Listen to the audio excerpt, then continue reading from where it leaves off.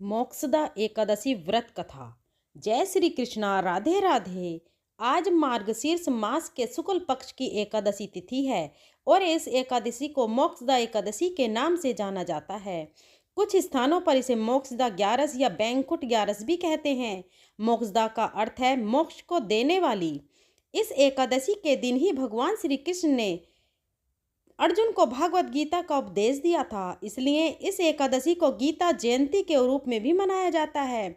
जो भी मनुष्य इस एकादशी का व्रत रखता है और इसकी पावन कथा को सुनता है, वह स्वयं तो मोक्ष पाता ही है, साथ ही साथ उसके पितृ, बंधु और सगे संबंधी सभी लोगों को मोक्ष की प्राप्ति होती है।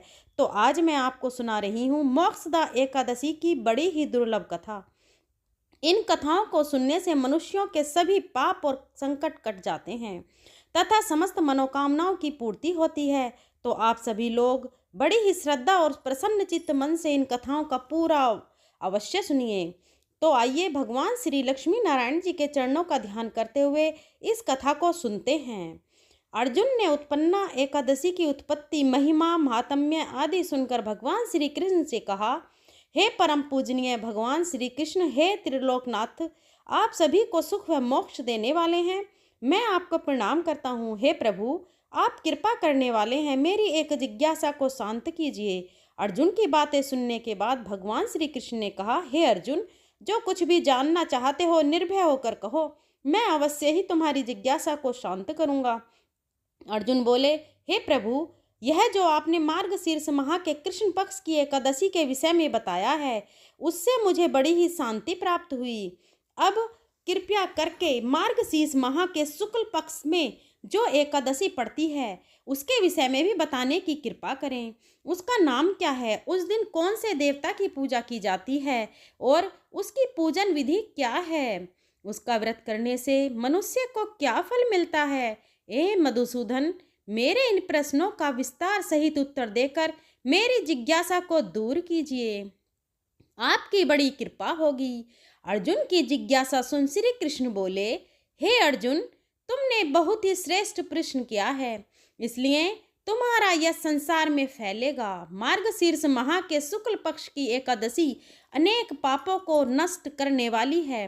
संसार में इसे मोक्षदा एकादशी के नाम से जाना जाता है। इस एकादशी के दिन श्री दामोदर भगवान का धूप, दीप, नैवेद्य आदि से भक्तिपूर्वक पूजन करना चाहिए। हे कुंती पुत्र, इस एकादशी व्रत के पुण्य के प्रभाव से नरक में गए हुए माता पिता, पितृ आदि को स्वर्ग की प्राप्ति होती है। इसकी कथा एक पुराण में इस प्रकार है, इसे ध्यानपूर्वक सुनो। बेखानस नाम का एक राजा प्राचीन नगर में राज करता था। उसके राज्य में चारों वेदों के ज्ञाता ब्राह्मण रहते थे। राजा अपनी प्रजा का पुत्रवत पालन किया करता था। एक रात्रि को स्वप्न में राजा ने अपने पिता को नरक की यातनाएं भोगते देखा। इस प्रकार का स्वप्न देखकर राजा बड़ा ही व्याकुल हुआ। वह बेचैनी से सुबह होने की प्रतीक्षा करने लगा। सुबह होते ही उसने ब्राह्मणों को बुलाकर उनके समक्ष अपने स्वप्न की बात बताई। राजा ने कहा, हे ब्राह्मणों, रात्रि को स्वप्न में मैंने अपने पिता को नरक की यातनाएं भोगते देखा। उन्होंने मुझसे कहा है कि हे पुत्र, मैं घोर नरक भोग रहा हूँ, मेरी यहाँ से मुक्ति कराओ। जब से मैंने उनके यह वचन सुने हैं, तब से मुझे चैन नहीं है। मुझे अब राज्य, सुख, ऐश्वर्य, हाथी घोड़े, धन, स्त्री, पुत्र आदि कुछ भी सुखदायक प्रतीत नहीं हो रहे हैं। अब मैं क्या करूं और कहाँ जाऊं? इस दुख के कारण मेरा शरीर तप रहा है। आप लोग मुझे किसी प्रकार का तप, दान, व्रत आदि बताएं, जिससे मेरे पिता को मुक्ति प्राप्त हो। यदि मैंने अपने पिता को नरक की यातनाओं से मुक्त कराने के प्रयास नहीं किए तो मेरा जीवन निरर्थक है। जिसके पिता नरक की यातनाएं भोग रहे हों, उस पुत्र को इस धरती पर सुख भोगने का कोई अधिकार नहीं है। हे ब्राह्मण देव, मुझे शीघ्र ही इसका कोई उपाय बताने की कृपा करें। राजा के आंतरिक दुख की पीड़ा को सुनकर ब्राह्मणों ने आपस में विचार विमर्श किया। फिर एक मत होकर बोले, राजन, वर्तमान, भूत और भविष्य के ज्ञाता पर्वत नाम के एक मुनि हैं। वे यहाँ से अधिक दूर नहीं हैं। आप अपनी यह व्यथा उनसे जाकर कहें, वे अवश्य ही इसका कोई सरल उपाय आपको बता देंगे। ब्राह्मणों की बात मान राजा मुनि के आश्रम पर गए। आश्रम में अनेक शांत चित्त योगी और मुनि तपस्या कर रहे थे। चारों वेदों के ज्ञाता पर्वत मुनि दूसरे ब्रह्मा के समान बैठे जान पड़ रहे थे। राजा ने उन्हें दंडवत प्रणाम किया तथा अपना परिचय दिया। पर्वत मुनि ने राजा से कुशल क्षेम पूछा। तब राजा ने बताया, हे मुनिवर, आपकी कृपा से मेरे राज्य में सब कुशल है, किंतु मेरे समक्ष अकस्मात ही एक ऐसी समस्या खड़ी हुई है जिससे मेरा हृदय बड़ा ही अशांत हो रहा है। फिर राजा ने मुनि को व्यथित हृदय से रात में देखे गए स्वप्न की पूरी बातें बताईं और फिर दुखी स्वर में बोला, हे महर्षि, अब आप कृपा कर मेरा मार्गदर्शन करें कि ऐसे में मुझे क्या करना चाहिए, कैसे मैं अपने पिता को नरक की यातना से मुक्ति दिलाऊं। राजा की बात पर्वत मुनि ने गंभीरतापूर्वक सुनी। फिर नेत्र बंद कर भूत और भविष्य पर विचार करने लगे। कुछ देर गंभीरतापूर्वक चिंतन करने के बाद उन्होंने कहा, राजन, मैंने अपने योग बल के द्वारा तुम्हारे पिता के सभी कुकर्मों का ज्ञान प्राप्त कर लिया है। उन्होंने पूर्व जन्म में अपनी पत्नियों में भेदभाव किया था। अपनी बड़ी रानी के कहने में आकर उन्होंने अपनी दूसरी पत्नी को ऋतुदान मांगने पर नहीं दिया था। इसी पाप कर्म के फल से तुम्हारे पिता नरक में गए हैं, अर्थात उन्हें नरक की प्राप्ति हुई है। यह जानकर बेखानस ने याचना भरे स्वर में कहा, हे ऋषिवर, मेरे पिता के उद्धार का आप कोई उपाय बताने की कृपा करें। किस प्रकार वे इस पाप से मुक्त होंगे। इस पर पर्वत मुनि बोले, हे राजन, मार्गशीर्ष मास के शुक्ल पक्ष में जो एकादशी होती है उसे मोक्षदा एकादशी कहते हैं। यह मोक्ष प्रदान करने वाली है। आप इस मोक्षदा एकादशी का व्रत करें और उस व्रत के पुण्य को संकल्प करके अपने पिता को अर्पित कर दें। एकादशी के पुण्य प्रभाव से अवश्य ही आपके पिता को मुक्ति मिल जाएगी। पर्वत मुनि के वचनों को सुनकर राजा अपने राज्य को लौट आया और परिवार सहित मोक्षदा एकादशी का विधि पूर्वक व्रत किया। इस व्रत के पुण्य को राजा ने अपने पिता को अर्पित कर दिया। इस पुण्य के प्रभाव से राजा के पिता को सहज ही मुक्ति मिल गई। स्वर्ग को प्रस्थान करते हुए राजा के पिता ने कहा, हे पुत्र, तेरा कल्याण हो। इतना कहकर राजा के पिता ने स्वर्ग को प्रस्थान किया। हे पांडुपुत्र, जो मनुष्य मार्गशीर्ष माह के शुक्ल पक्ष की एकादशी का उपवास करते हैं उनके सभी पाप नष्ट हो जाते हैं और अंत में वे स्वर्ग लोक को प्राप्त करते हैं। इस उपवास से उत्तम और मोक्ष प्रदान करने वाला कोई भी दूसरा व्रत नहीं है। इस कथा को सुनने व पढ़ने से अनंत फल प्राप्त होता है। यह उपवास मोक्ष प्रदान करने वाला चिंतामणि के समान है, जिससे उपवास करने वाले की सभी मनोकामनाएं पूर्ण होती हैं। हे अर्जुन, प्रत्येक मनुष्य की प्रबल इच्छा होती है कि वह मोक्ष प्राप्त करे। मोक्ष की इच्छा करने वालों के लिए मोक्षदा एकादशी का यह उपवास अति महत्वपूर्ण है। पिता के प्रति पुत्र के दायित्व का इस कथा से श्रेष्ठ दृष्टांत दूसरा कोई नहीं है। अतः भगवान श्री हरि विष्णु के निमित्त यह उपवास पूर्ण निष्ठा व श्रद्धा से करना चाहिए। यह पिता के प्रति भक्ति और दूसरों के लिए पुण्य अर्पित करने की श्रेष्ठ और पवित्र कथा है। इसका उपवास केवल उपवास करने वाले मनुष्य का ही नहीं अपितु उसके पितरों का भी भला करता है। अपने किसी सगे सहोदर मित्र बंधु को भी इस उपवास का फल अर्पण करने से उसके भी पापों व कलेशों का नाश हो जाता है। बोलिए श्री लक्ष्मी नारायण भगवान की जय, विष्णु भगवान की जय, एकादशी माता की जय। अब आइए सुनते हैं एकादशी के दिन सुनी जाने वाली श्री शालिग्राम जी की पुण्य फल प्रदान करने वाली सच्ची कथा। एक कसाई था, सदना वह बहुत ईमानदार था। वह भगवान के नाम और कीर्तन में मस्त रहता था। यहाँ तक कि मांस को काटते बेचते हुए भी वह भगवान नाम गुनगुनाता रहता था। एक दिन वह अपनी ही धुन में कहीं जा रहा था कि उसके पैर से कोई पत्थर टकराया। वह रुक गया और उसने देखा एक काले रंग के गोल पत्थर से उसका पैर टकरा गया है। उसने वह पत्थर उठा लिया और अपनी जेब में रख लिया। यह सोचकर कि यह मांस तोलने के काम आएगा। वापस आकर उसने वह पत्थर मांस के वजन को तोलने के काम में लगाया। कुछ ही दिनों में उसने समझ लिया कि यह पत्थर कोई साधारण नहीं है, क्योंकि जितना वजन उसको तोलना होता पत्थर उतने वजन का ही हो जाता। धीरे धीरे यह बात फैलने लगी कि सदना कसाई के पास वजन करने वाला पत्थर है। वह जितना चाहता है पत्थर उतना ही तोल देता है। किसी को 1 किलो मांस देना हो तो तराजू में उस पत्थर को एक तरफ डालने पर दूसरी ओर 1 किलो ही मांस तुलता है। अगर किसी को 2 किलो चाहिए तो वह पत्थर 2 किलो के भार जितना भारी हो जाता है। इस चमत्कार के कारण उसके यहाँ लोगों की भीड़ जुटने लगी। भीड़ जुटने के साथ ही सदना की दुकान की बिक्री बढ़ गई। यह बात एक ब्राह्मण तक भी पहुंची। हालांकि वह ऐसी अशुद्ध जगह पर नहीं जाना चाहते थे जहां मांस कटता हो वह बिकता हो, किंतु चमत्कारिक पत्थर को देखने की उत्सुकता उसे सदना की दुकान तक खींच लाई। दूर से खड़ा वह सदना कसाई को मांस तोलते देखने लगा। उसने देखा कि कैसे वह पत्थर हर प्रकार के वजन को बराबर तोल रहा था। ध्यान से देखने पर उसके शरीर के रोए खड़े हो गए। भीड़ के छटने अर्थात कम होने के बाद ब्राह्मण सदना कसाई के पास गया।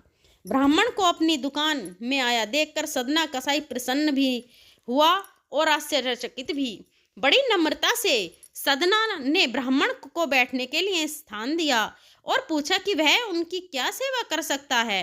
ब्राह्मण बोले, तुम्हारे इस चमत्कारिक पत्थर को देखने के लिए ही मैं तुम्हारी दुकान पर आया हूँ, या यूं कहूं कि ये चमत्कारी पत्थर ही मुझे खींचकर तुम्हारी दुकान पर ले आया है। बातों ही बातों में उन्होंने सदना कसाई को बताया कि जिसे पत्थर समझकर वो मांस तोल रहा है वास्तव में वो शालिग्राम जी हैं, जो कि भगवान का स्वरूप होता है। शालिग्राम जी को इस तरह गले कटे मांस के बीच में रखना व उनसे मांस तोलना बहुत बड़ा पाप है। सदना बड़ी ही सरल प्रवृत्ति का भक्त था। ब्राह्मण की बात सुनकर उसे लगा कि अनजाने में मैं तो बहुत बड़ा पाप कर रहा हूँ। अनुनय विनय करके सदना ने वह शालिग्राम उन ब्राह्मण को दे दिया और कहा कि आप तो ब्राह्मण हैं, इसलिए आप ही इनकी सेवा परिचर्या करके इन्हें प्रसन्न करें। मेरे योग्य कुछ सेवा हो तो मुझे अवश्य बताएं। ब्राह्मण शालिग्राम शिला को बहुत सम्मान से घर ले आए। घर आकर उन्होंने श्री शालिग्राम को स्नान करवाया, पंचामृत से अभिषेक किया व पूजा अर्चना आरंभ कर दी। कुछ दिन ही बीते थे कि उन ब्राह्मण के स्वप्न में श्री शालिग्राम जी आए और कहने लगे कि हे ब्राह्मण, मैं तुम्हारी सेवाओं से प्रसन्न हूँ, किंतु तुम मुझे उसी कसाई के पास छोड़ आओ। स्वप्न में ही ब्राह्मण ने कारण पूछा तो उत्तर मिला कि तुम मेरी पूजा अर्चना करते हो, मुझे अच्छा लगता है, परंतु जो भक्त मेरे नाम का गुणगान कीर्तन करते रहते हैं उनको मैं अपने आप को भी बेच देता हूँ। सदना तुम्हारी तरह मेरी सेवा नहीं करता है, परंतु वह हर समय मेरा नाम गुनगुनाता रहता है, जो कि मुझे बहुत अच्छा लगता है, इसलिए तो मैं उसके पास गया था। ब्राह्मण अगले दिन ही सदना कसाई के पास गया और उनको प्रणाम करके सारी बात बताई। तत्पश्चात श्री शालिग्राम जी को उन्हें सौंप दिया। ब्राह्मण की बात सुनकर सदना कसाई की आंखों में आंसू आ गए। मन ही मन उन्होंने मांस बेचने और खरीदने के कार्य को तिलांजलि देने की सोची और निश्चय किया कि यदि मेरे ठाकुर को कीर्तन पसंद है तो मैं अधिक से अधिक समय नाम कीर्तन ही करूंगा। बोलिए श्री शालिग्राम भगवान की जय। बोलिए विष्णु भगवान की जय। अब आइए श्रवण करते हैं 11 माता की कथा। इस कथा के बिना एकादशी का व्रत अधूरा माना जाता है। एक बार की बात है, एक राज्य में एक राजा रहा करता था। राजा बहुत ही बुद्धिमान और बलशाली था। वह सदैव अपनी प्रजा का बहुत ही अच्छे से ध्यान रखता था। प्रजा भी अपने राजा को बहुत पसंद करती थी। राजा की 2 बेटियां थीं। राजा अपनी दोनों बेटियों से बहुत ही प्रेम किया करता था। राजा की दोनों बेटियां बहुत ही सुंदर थीं, लेकिन राजा की छोटी बेटी देखने में बहुत ही सुंदर और धार्मिक प्रवृत्ति की थी। वह 12 मास 11 ग्यारस माता की पूजा और व्रत किया करती थी। सभी लोग राजा की छोटी बेटी से बहुत प्रेम करते थे और खूब प्रशंसा किया करते थे, क्योंकि वह बोलने में बहुत ही अच्छी थी। राजा भी अपनी छोटी बेटी को बड़ी बेटी से कुछ ज्यादा ही प्रेम करता था, जिस कारण राजा की बड़ी बेटी को अपनी छोटी बहन से नफरत होने लगी। समय के साथ राजा की दोनों बेटियां बड़ी हो गईं।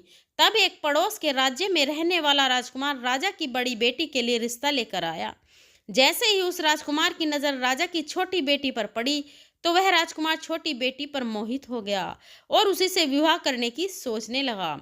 उस राजकुमार ने राजा की बड़ी बेटी के साथ विवाह करने से मना कर दिया और राजा से कहा कि आप बुरा ना मानो तो मैं आपकी छोटी बेटी से विवाह करना चाहता हूँ। जब यह बात राजा की बड़ी बेटी को पता चली, तो वह अपनी छोटी बहन से और भी ज्यादा नफरत करने लगी।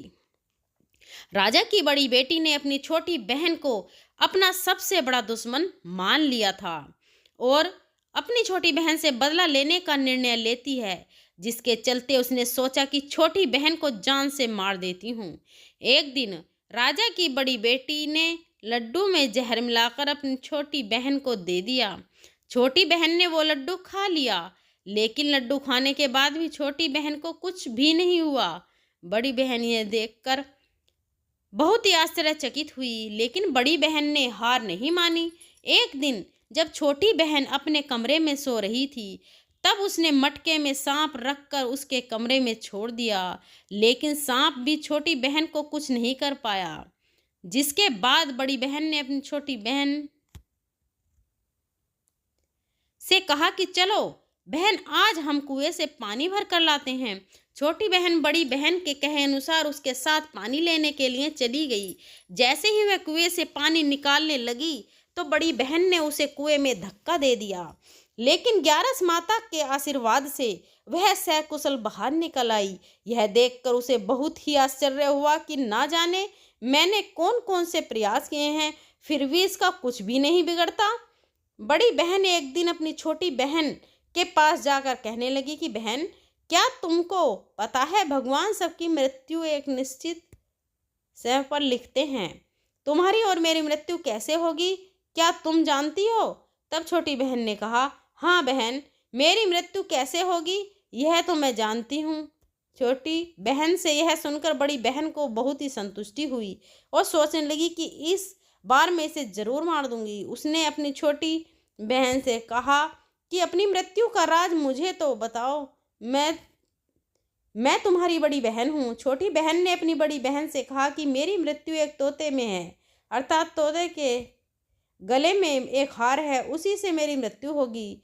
जब कोई उस तोते को मारकर वह हार उसके अपने गले में पहन लेगा तो मैं मूर्छित हो जाऊंगी, और जैसे ही उस हार को अपने गले से उतार देगा तो मैं वापस जीवित हो जाऊंगी।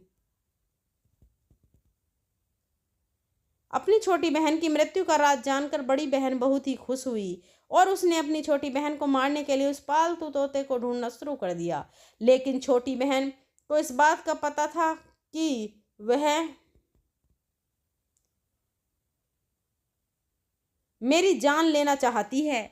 वह अपने पिताजी के पास गई और अपने पिताजी से कहा कि पिताजी, अगर मेरी मृत्यु हो जाए तो मुझे जलाना मत, बल्कि आप मुझे पुरानी वाली जो हवेली है उसमें एक पलंग पर लिटाकर छोड़ देना। अपनी छोटी बेटी के मुंह से यह बात सुनकर राजा को बहुत ही बुरा लगा। उसने अपनी बेटी से पूछा कि बेटी, तुम ऐसी बात क्यों कर रही हो? 2-4 दिन में तेरी शादी होने वाली है। तब राजा की छोटी बेटी ने बताया कि पिताजी, समय किसी के लिए नहीं रुकता, कब क्या हो जाए किसी को कुछ भी नहीं पता है। फिर राजा ने अपनी छोटी बेटी से कहा कि तुम्हारा ऐसा बोलना मुझे बिल्कुल भी अच्छा नहीं लगता। लेकिन छोटी बेटी ने अपने पिताजी को ऐसा करने पर मजबूर कर दिया और वचन ले लिया कि मरने के बाद जलाना नहीं है। राजा ने भी अपनी छोटी बेटी की बात मान ली और 2-3 दिन बाद शादी का समय आया। पूरे घर में शादी का माहौल था और गाजे बाजे के साथ बारात आई। राजकुमार बारात लेकर राजा के घर आया। राजकुमार और राजा की छोटी बेटी का विवाह शुरू हो गया। जैसे ही राजा की छोटी बेटी राजकुमार के साथ अपने फेरे लेने शुरू करती है, तो उसी समय उसकी बहन, बड़ी बहन अपनी छोटी बहन के कमरे में जाकर उसके तोते को पकड़ लेती है और उसे जान से मार देती है। तोते के गले में जो हार था उसे अपने गले में धारण कर लेती है। जैसे ही बड़ी बहन ने हार को अपने गले में डाला, उधर छोटी बहन के 3.5 फेरे ही पूरे हुए थे और वह बेहोश होकर गिर पड़ी। इसके बाद राजा ने बड़े बड़े हकीम को बुलवाया, अपनी छोटी बेटी का इलाज करने को कहा। राजा ने कहा, कोई मेरी बेटी का इलाज कर दो, मुंह मांगा इनाम दिया जाएगा। राजा की बात सुनकर वेद ने जब छोटी बेटी को देखा तो राजा को बताया कि आपकी छोटी बेटी ना तो जीवित है और ना ही मरी हुई है। मैं तो मेरे जीवन में ऐसा पहली बार देख रहा हूँ। राजा ने वैद और हकीम को कह दिया कि यह बात बाहर किसी को मत बताना। अगर तुमने यह बात और किसी को बताई तो हम तुम्हें फांसी की सजा देंगे। राजा ने अपनी छोटी बेटी को पुराने हवेली में ले जाकर एक पलंग पर लेटा दिया। वहां पर कुछ सैनिकों को तैनात कर दिया और स्वयं महल पर आ गया। राजा की बड़ी बेटी अपने पिताजी के पास गई और कहने लगी, पिताजी, अगर यह शादी संपन्न नहीं हुई तो आपकी इज्जत का क्या होगा? अगर आप कहो तो मैं आपकी इज्जत बचाने के लिए राजकुमार से शादी करने के लिए तैयार हूँ। राजा ने बड़ी बेटी की बात मानकर छोटी बेटी के कपड़े बड़ी बेटी को पहनने को दिलवा दिए और मंडप पर भेज दिया। लेकिन राजकुमार यह जान गया था कि यह राजा की छोटी बेटी नहीं है। उसने शादी करने से मना कर दिया है। लेकिन वहां पर आए सारे लोगों ने राजकुमार को शादी करने के लिए विवश कर दिया और राजा की बड़ी बेटी से उस राजकुमार की शादी करवा दी। बचे हुए 3.5 फेरे बड़ी बेटी के साथ दिलवा दिए। उसके बाद राजकुमार राजा की बड़ी बेटी को अपने महल ले गया। राजकुमार राजा की बड़ी बेटी से ना तो बात करता था और ना ही उसे पसंद करता था और ना ही उसके कमरे में जाता था। राजकुमार ने यह फैसला ले लिया कि मैं राजा की छोटी बेटी को ढूंढ कर ही रहूंगा। वह रात दिन उसे ढूंढता हुआ इधर उधर घूमने लगा। एक दिन राजकुमार अपने घोड़े पर सवार होकर राजा के पुराने महल के पास पहुंच गया, जहां पर उसने कुछ सैनिकों को देखा। महल के पास पहुंचकर राजकुमार ने जब महल को ध्यान से देखा तो वह समझ गया कि यह मेरे ससुर का पुराना महल है। तब राजकुमार ने सैनिकों से पूछा कि तुम लोग यहाँ पर क्या कर रहे हो और इस महल के अंदर उस पलंग पर कौन लेटा है? तो सैनिकों ने बताया कि यहाँ पर राजा की छोटी बेटी लेटी है। यह सुनकर राजकुमार बहुत ही खुश हुआ और तुरंत उससे मिलने के लिए अंदर चला गया। लेकिन अंदर जाकर देखा तो वो तो बिल्कुल बेहोश थी। राजकुमार उसकी सेवा करने लगा। जैसे ही रात हुई, राजा की छोटी बेटी उठकर बैठ गई। राजकुमार यह देखकर बहुत ही खुश हुआ और उससे पूछने लगा कि तुम यहाँ पर क्या कर रही हो? ऐसे बीच फेरों से गायब होकर यहाँ पर क्यों चली आई? तुम मेरे साथ चलो। राजा की छोटी बेटी ने राजकुमार को सारी बात बता दी। बताया कि मेरी जान एक तोते में बसी थी और यह बात मैंने अपनी बड़ी बहन को बता दी थी। मुझे पता है कि उसी ने मुझे मारने का प्रयास किया है। उसके पास एक हार है जिसको वह सुबह पहन लेती है और रात को उतार कर रख देती है। जब तक वह हार को पहने रखती है तब तक मैं मूर्छित रहती हूँ और जैसे ही वह हार को उतार देती है तो मैं जीवित हो जाती हूँ और जब तक मेरी बड़ी बहन के पास वह हार है तब तक मैं ऐसे ही जीवित और मूर्छित होती रहूँगी। अगर मेरी बड़ी बहन के पास जो हार है वह मेरे हाथ न आ जाए तो मैं हमेशा के लिए जीवित हो जाऊंगी। राजकुमार यह बात सुनकर राजा की छोटी बेटी के पास रहने का निर्णय ले लिया और बचे हुए फेरे लेकर अपने विवाह को पूरा किया और वहीं पर रहने लगा। ऐसे करते करते काफी समय बीत गया। राजा की छोटी बेटी गर्भवती हो गई। एक दिन राजकुमार को किसी काम से बाहर जाना पड़ा तो पीछे से राजा की छोटी बेटी के पेट में बहुत जोरों से दर्द होने लगा। उसने उस समय 11 माता का आह्वान किया, जिसके बाद 11 माता वहां प्रकट हुई और उन्होंने उसके दर्द को दूर किया। एक सुंदर पुत्र को उसने जन्म दिया। जब आधी रात को राजकुमार बाहर से आया तो उसने ग्यारस माता को देखा तो वह बहुत ही आश्चर्यचकित हुआ। उसने तुरंत माता को प्रणाम किया। ग्यारस माता ने राजकुमार से कहा कि जब तुम्हारा बेटा 5 वर्ष का हो जाए तो तुम अपनी पत्नी का हार लाकर इसके गले में डाल देना, जिससे यह हमेशा के लिए जीवित हो जाएगी। समय के चलते राजकुमार का बेटा 5 साल का हो गया। एक दिन राजकुमार को फिर किसी काम से बाहर जाना पड़ा। उसने अपने बेटे से कहा, तुम अपनी माता का ध्यान रखना और मैं शाम तक लौट आऊंगा। जैसे ही राजकुमार वहां से बाहर निकला तो बड़ी बहन के सैनिकों ने उसे देख लिया और बड़ी बहन को जाकर सारी बात बता दी। जिसके बाद बड़ी बहन अपनी छोटी बहन के पुत्र को वहां से उठा लिया और उसे मरवा दिया। उसके 2 टुकड़े करवाए। पहले टुकड़े को चक्की के पास छुपा दिया और दूसरा टुकड़ा अपने पलंग के नीचे रख दिया। यह देखकर ग्यारस माता ने भिखारी का रूप धारण किया और उसके घर आ गई। भिक्षा मांगने लगी तो बड़ी बहन ने अपने नौकरों से कहा कि जाओ भिखारी को भिक्षा दे दो। लेकिन जैसे ही नौकर ग्यारस माता को भिक्षा देने के लिए जाता है तो माता उन्हें मना कर देती है और कहती है कि मैं तुम्हारी रानी से ही भिक्षा लूंगी। नौकरों ने अंदर जाकर कहा कि रानी वह हमसे भिक्षा नहीं ले रही है, बोल रही है कि मैं रानी से ही भिक्षा लूंगी। जब बड़ी बहन स्वयं भिक्षा देने के लिए भिखारिन बनी ग्यारस माता के पास आती है, उससे पहले ही माता एक बिल्ली का रूप बनाकर उसके कमरे में चली जाती है, जहां पर जो छोटी बेटी के पुत्र का एक टुकड़ा था वह उठा लेती है और दूसरी चक्की के पास से उठाकर जीवित कर देती है और वहां से लेकर चली जाती है और राजकुमार को सारी बात बताकर उन्हें उसका बेटा सौंप देती है। राजकुमार अपने बेटे को लेकर उस बड़ी बहन के पास पहुंच जाता है और उसे कहता है कि इस बच्चे का अच्छे से ध्यान रखना है। अगर तुम इस बच्चे का अच्छे से ध्यान रखोगी तो मैं तुमसे बात करूंगा, वरना मैं यहाँ से चला जाऊंगा। एक दिन राजकुमार ने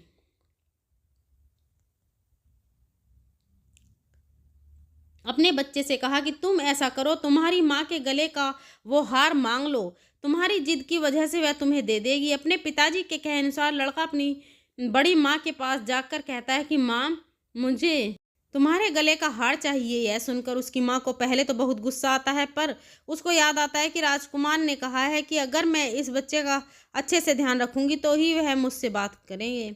वह सोचती है कि छोटी बहन अब तक तो मर गई होगी, उसे जला भी दिया होगा, अब कौन सी जिंदा होने वाली है। यही सोचकर वह हार को निकाल कर उस बच्चे को दे देती है। वह बच्चा उस हार को ले जाकर अपने पिताजी को दे देता है तो राजकुमार अपने बेटे और उस हार को लेकर वहां से चला जाता है और जाते हुए कहकर जाता है कि तुम हमारे लिए खाना बनाकर तैयार रखना, मैं शाम को आकर तुम्हारे साथ ही खाना खाऊंगा।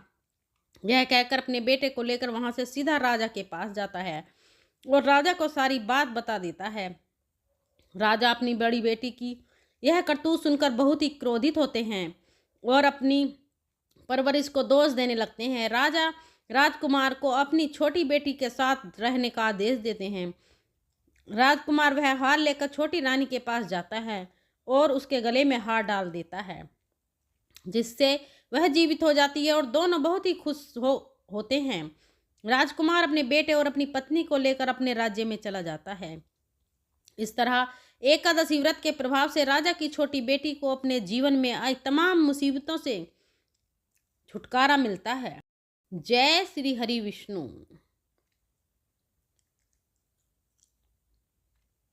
अगर वीडियो पसंद आई हो तो हमारे चैनल को सब्सक्राइब करें।